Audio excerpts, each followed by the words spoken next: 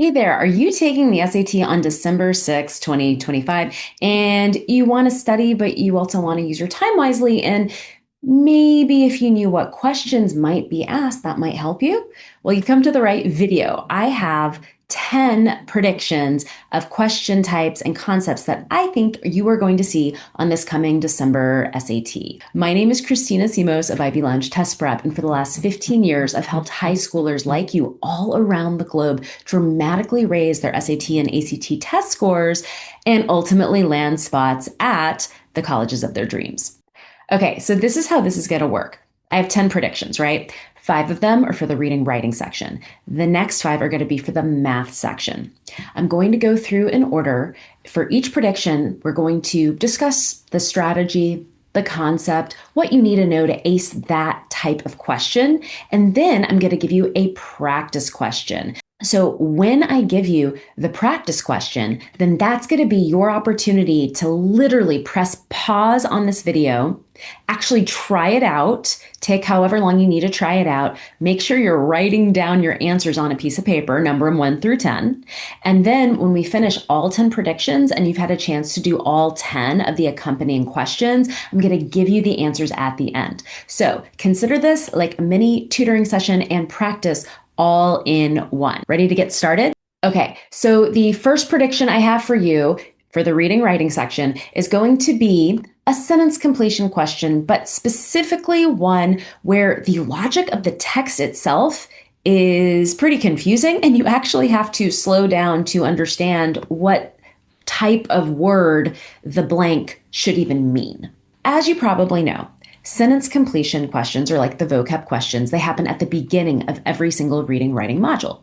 Usually, these questions tend to be more clear-cut. With the strategies that I have taught my students and also on my YouTube channel here, it's actually pretty easy to get a lot of these questions right, assuming you know at least some of the vocab words and the answer choices. But now the issue comes when you are so confused about what the text is even trying to tell you that you don't know if the word in the blank is supposed to mean good or bad or up or down or left or right. And so that is a type of question I think you will see. It'll be less about vocab and more about understanding the sentence logic that is happening in the text.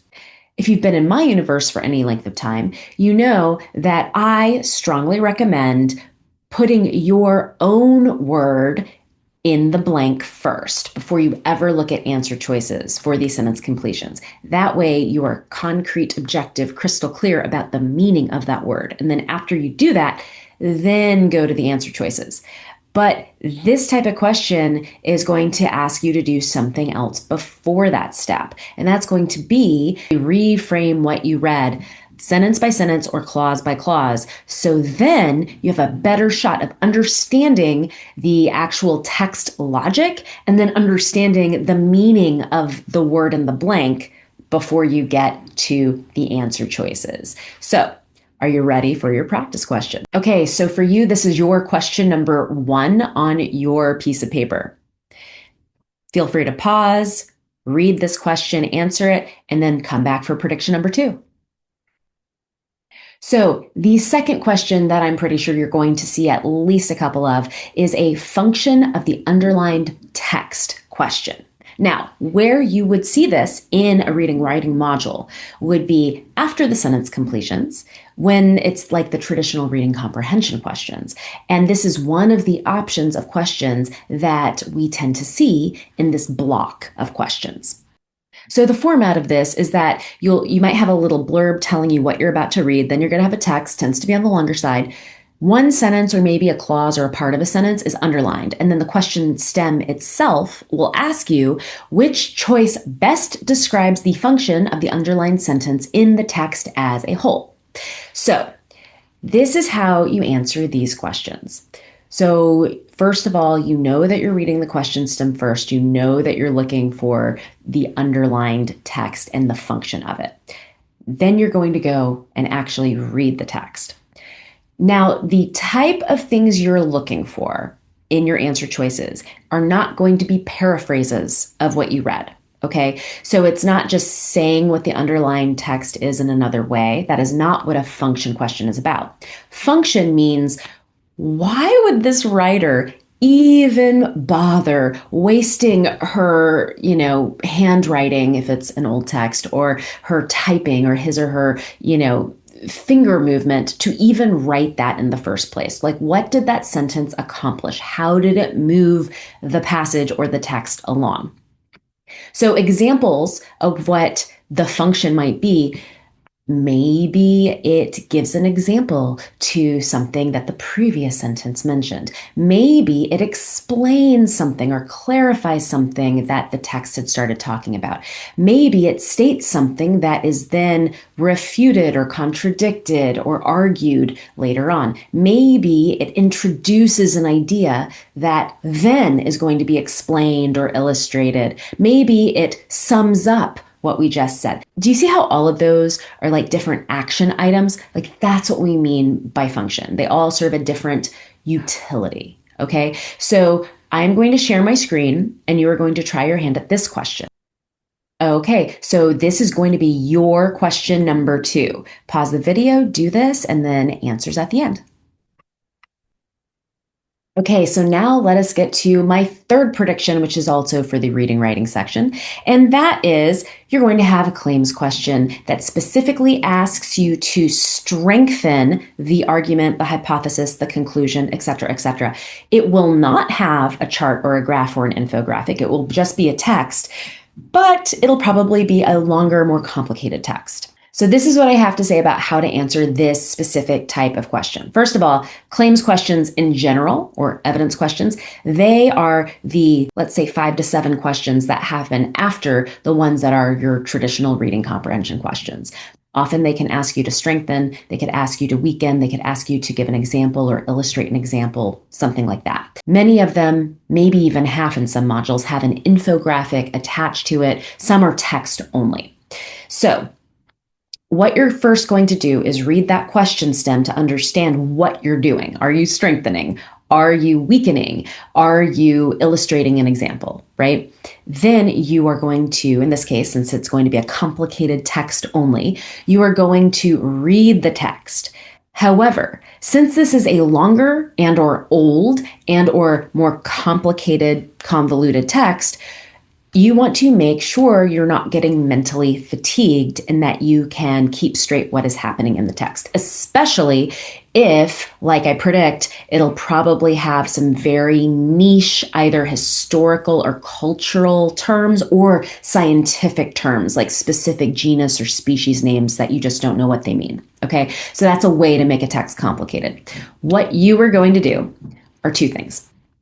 Read the text sentence by sentence. If it's a really long sentence, read the first clause of it, stop. You're going to paraphrase just so you can catch your breath and understand in real time, like, okay, so, oh, I got it. There are 2 types of bacteria that do blah, blah, blah. You don't have to say the names to yourself. You just have to sum it up, make it simple so you can keep it straight. Okay, you're going to go through line by line, making sure that you understand what's happening.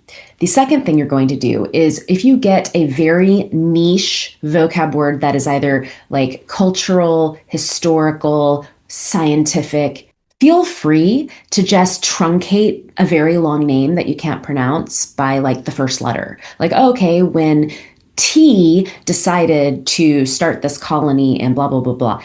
Don't make yourself have to pronounce it, because you'll lose the flow of the sentence logic and you'll lose what you just learned in the previous sentences. Okay, so that's step 2. And then actually there's a third thing. The specific claim or hypothesis or whatever it is that we are trying to strengthen, it likely will occur, not always, but likely will occur towards the end of your text. And usually it'll say it. It'll say, the researchers hypothesized that. Ding, ding, ding. That's the hypothesis. That's the thing we're trying to strengthen, or whatever it is. So-and-so concluded that. Ding, it actually says it. Okay, so now that you know all of those things, which is go line by line, paraphrase to yourself, feel free to shorten or truncate super niche or long words that you can't pronounce to yourself, and the conclusion or the hypothesis or the claim is likely at the end, and usually it tells you. Now that you know all of those, let's try a practice question. Okay, so this is your question number 3 on your piece of paper. And remember, when it supports the claim, that means it is true according to what you read, and it helps prove the case of the claim. So I will shut up now, pause, answer the question, and then we'll check them all at the end. Okay, so now for prediction number 4, which is going to be a standard English convention or grammar question in the reading writing section. And I think you are going to see a modifier question or two. So what is a modifier? Modifier is a group of words or a word that gives you more information about a noun. Now, when this usually shows up on the test, you have a modifier or an introductory phrase at the beginning of a sentence, and then there's a comma, and then they want you to pick the phrase that comes next. And you're like, well, I don't understand. They all kind of sound the same. They all sound good to me, but there's a trick. Okay. So if I say something like squawking and flapping their wings, comma, okay, the very next noun is the thing that is squawking and flapping their wings. So if I were to say something along the lines of squawking and flapping their wings, comma, I threw breadcrumbs at the pigeons. Now you might understand what has happened in this sentence, that I'm throwing breadcrumbs at pigeons and the pigeons are squawking and flapping their wings. But the way that I just said that makes it sound like I am squawking and flapping wings. And that makes no sense. So I gave you a ludicrous example because you can really see this question in action when it's wrong. So basically with a modifier, when I have that like introductory phrase with the comma, I have to make sure that the very next noun is the thing that really did that, right? So like born and raised in Dallas, Texas, comma, better make sure that the very next noun is probably a person who was born and raised in Dallas, Texas. And also be careful of this. So I actually was born and raised in Dallas, Texas, right? So I could say born and raised in Dallas, Texas, comma, Kristina, blah, blah, blah, blah, blah, blah, blah, period, right? But here's what I cannot do. Born and raised in Dallas, Texas, comma, Kristina's idea of test prep is blah, blah, blah, blah, blah. I can't do that. Do you see what I just did there? I used my name, but I used my name as a possessive. So actually, the very next noun was my idea. My idea was not born and raised in Dallas, Texas. So that one can't be right. So I think I've given you just enough for you to crack this and also to recognize when this is what they are testing you on. So I'm going to share my screen so you can actually try this out. Okay, so this is your question number 4. Give it a try and we'll check at the end. So my last prediction for reading writing is also going to be a grammar or standard English convention question. And I think you are going to see a pronoun question, but it's going to be very specific. It's going to be asking you to make 2 different decisions. One is the pronoun supposed to be singular or plural? That's like one of the decisions you need to make. And then the other one is, is it possessive or is it the contraction? Okay, so the first thing is you have to know if the thing is singular or plural. So you have to look back and see like, what is this pronoun referring to? If the word in the sentence that it is referring to is a singular word, it's going to be a singular pronoun, like it, right? Or he or she, if it's a person. If, on the other hand, the word, the noun elsewhere in the sentence or in the sentence prior that this pronoun is referring to is a plural word, then you're probably going to be using the word they, right? Because that is the plural pronoun that we have. So that is one decision to make. But then the other one is it possessive? Or is it a contraction? So what do we mean by a contraction? What do we mean by possessive? So possessive is when something shows ownership over someone else. So my laptop, your score, Harry's girlfriend, whatever, right? So my dog's bone. So in the case of Harry and dog, both of those are nouns. So I use apostrophe S, like the apostrophe and then an S before the thing that it possesses. But now the others, my, your, my laptop, your score, those are pronouns, right? So I would be the pronoun for, talking about myself, right? If I'm going to make it possessive, I don't use an apostrophe. I use a totally different word. The word I use is my. Totally different letters, right? You, that would be pronoun if it's the subject. But if we're now doing possessive, then that pronoun becomes an entirely different word, your. We do not use apostrophes. Instead, when we have pronouns and we have apostrophes in them, those are what we call contractions, meaning that the apostrophe takes the place of one or more letters. So if I have Y-O-U apostrophe R-E, that is not possessive. That is you are. That's the contraction. If I have his, H-I-S, that's possessive, but H-E apostrophe S, the one with the apostrophe, that's he is. So basically what I'm saying, if a noun is possessive, I use an apostrophe. If a pronoun is a possessive, no apostrophe, I make it a totally separate word. If a pronoun has an apostrophe, it's a contraction, meaning a letter or two might be missing, and really it's two different words that got combined. So I think I told you enough about how to do this next question, so I'm going to share my screen so you can try it. So this is your question number 5. Give it a go and we'll check at the end.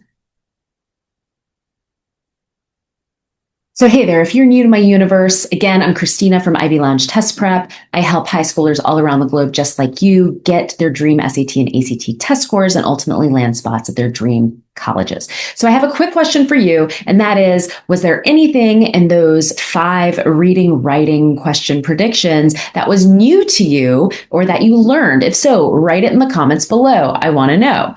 And while you're at it, go ahead and just hit those like and subscribe buttons. And then that way, every week when I post the latest video in SAT, ACT, or college application tips, tricks, updates, or hacks, you'll be the very first to know. So now we're on to prediction number 6 and the first of our math predictions. And what I think you'll probably see one or more of are some rate questions. So specifically, when we have a rate, we'll see 2 different units with the word per, like miles per hour, gigabytes per second, right? The word per means divided by. So when you see a rate, you're going to do something that you may have seen or done in your chemistry class whenever you took chemistry, and it's called dimensional analysis. And you don't need to know that it's called that. You don't even have to necessarily formally do it, but if you have done that before, then look up those notes because that's how you're going to do these rate questions. I'll give you the cliff notes of it though right now. That is, if they are asking you, like, how many minutes will it take to blah, blah, blah, blah, blah, blah, blah. Okay. You know what unit the answer is, right? In that case, I just gave you, it's minutes. What that means is that as you are solving a question, you need to write out your units. And if you've got something in a numerator and a denominator, like you've got hour in the numerator and you've got hour in one of the denominators, those are going to cancel out. In order to get the thing they asked for, it needs to be in the numerator, right? So if they're asking for minutes, then every other unit mentioned in this question or that you used in your calculations needs to have canceled out. So there's no more, I don't know, gigabytes. There's no more ounces of gasoline. Like, I'm just making up units by this point. But everything needs to have canceled out, and you are left with the thing they asked for, minutes, in the numerator. Got it? So my tip for you is this. What you're going to do is if they write it out, like, oh, they drove 15 miles per hour, they wrote that out. You're going to write 15 miles. Now, per, as I said, is division. That's going to be your fraction line. And then hour will be in the denominator. You can just write 1 hour, right? But you're going to have that fraction that you can use. Now, the beauty is you could either have 15 miles fraction line 1 hour. You could flip it, make it 1 hour over 15 miles, right? So when you're figuring out like, oh, but do I divide by that? Do I multiply by that? You're going to make a real clear call. Whatever they give you that they want you to eventually convert into something else, you're like, okay, I was given seconds, let's say. What other rates do I have that has seconds in it? I'm going to multiply by that, but I'm going to multiply it in whichever order will give me seconds in the denominator to cancel out the seconds I started with. Does that make sense? Now I'm left with a new unit in the numerator. If that's not the one they ultimately want, never fear. Find whatever else they told you in the question, whatever other rate they gave you, and you multiply by it or its reciprocal so that that unit now cancels out. So you're left with a new unit in the numerator. And you're just going to keep doing this until you get the ultimate thing they asked you, whether it's minutes, songs, whatever, in the numerator. I'm going to give you a question for you to try. Okay, so this is your question number 6. Feel free to pause, try it out, and we'll check at the end. Okay, prediction number 7, also in the math section. I think you're going to see inequalities. I think you might see an inequality specifically as a word problem that you have to translate. You might also see system of inequalities. But here's the thing that I want to talk about, and that is word problem inequalities, right? So when you see like, the little arrows like this, right? Less than, greater than, less than, equal to, greater than, equal to. It's great when they just kind of like write it out in math for you, right? When they write out the inequalities in symbol form. But sometimes you're going to see a few sentences of a word problem, and you have to understand that they were really asking you about an inequality, but they might not have said the exact words greater than or equal to or less than. They might not specifically verbatim say it, but you have to read between the lines. So these are the 3 most common things that you need to pick up that it's an inequality so that you can then write down your inequality and then solve. Okay. So if I say something is at most this amount, well, that means it's less than or equal to this amount, right? If I say something is at least a certain amount, well, that means it's greater than or equal to something. If I say that there is a budget of $500, that means whatever it is can be less than or equal to that $500. Does that make sense? So those are some common ones that come up. So now I'm going to shut my trap and let you try a question. Okay, so this is your question number 7. Hit the pause button, try it out, and we'll check in a few minutes. Okay, now for prediction number 8, and that is you're going to have some system of linear equation questions. I mean, you always do. But I think you're going to specifically need to remember the little facts that when 2 lines are parallel, meaning no solution, they never touch, they have the same slope. But when they're perpendicular, that means their slopes are opposite reciprocals. So reciprocal means if it's a fraction, you flip the fraction. If it's not a fraction, it's just a number, you do 1 over that number, okay? Opposite means the sign is different. So if it was positive, it's now negative. If it was negative, it's now positive. So if you need to figure out what the slope is, I have a couple tricks in my math cram plan for the SAT, which is in my ultimate SAT math course.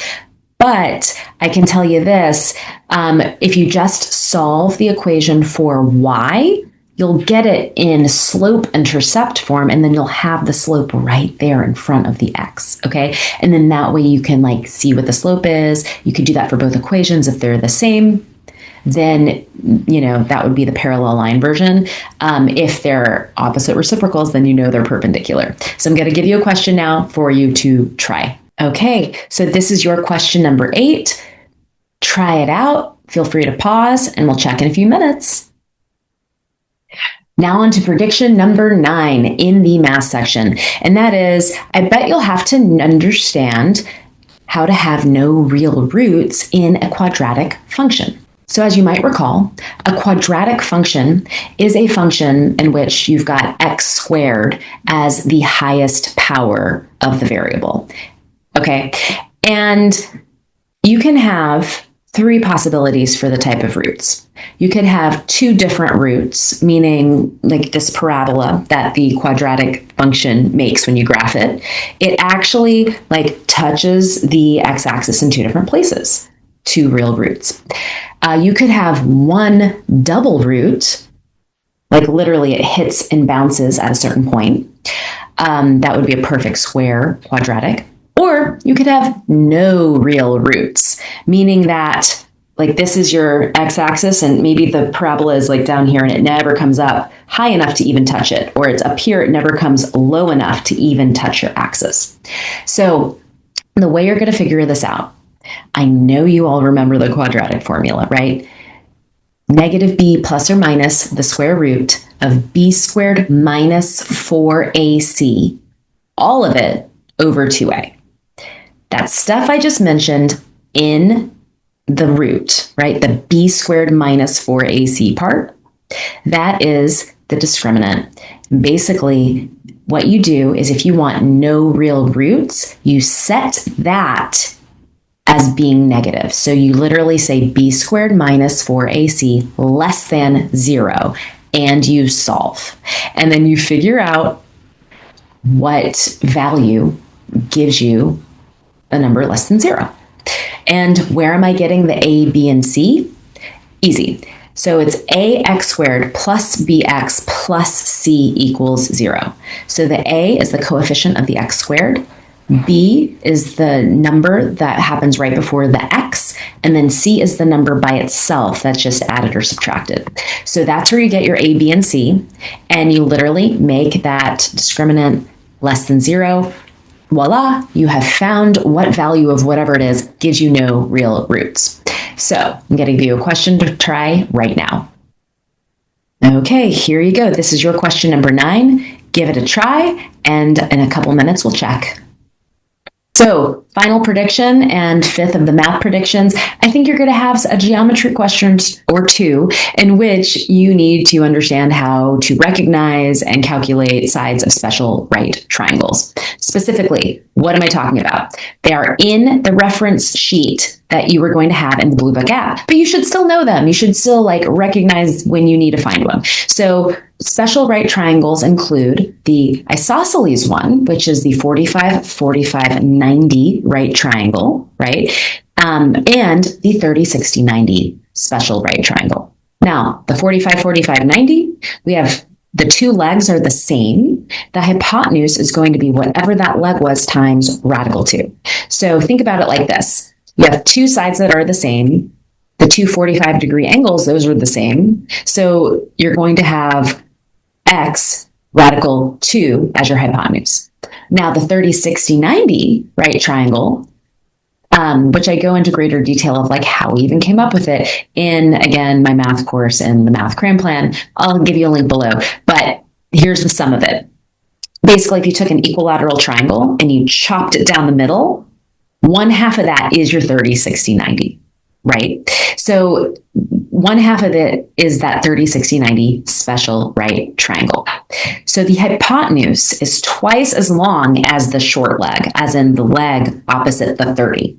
And then the leg, in this case, the height, which is opposite the 60-degree angle, is going to be x, the short side, radical 3. So you have x radical 3, 2x as the hypotenuse. So again, they're in your reference sheet that you will have on test day, but you still should recognize that you need to use them. And ideally, you already have them in here so you don't waste time looking them up on the reference sheet. So let me give you a question so you can check it out and try it out yourself. So here you go. This is your question number 10. So feel free to pause this, try it out, and then we're going to check all of our questions. Awesome. So now let's grade all 10 of your questions. So question number 1 with the reading writing is B. Question number 2, D as in dog. Question 3, C. Question 4, D as in dog. Question 5, C. Going on to the math, your question 6, the answer is 2520, so 2,520. Question 7, the answer is 16. Question 8, the answer is B as in boy. Question 9, the answer is 289, 289. And question 10, the answer is 104, 104. So, how'd you do? Let me know in the comments below. If you need some more help, I actually have a free training that you can do. It's called The 3 Biggest Mistakes to Avoid in the Digital SAT's Reading and Writing section. So check it out in the link below. Good luck on your test.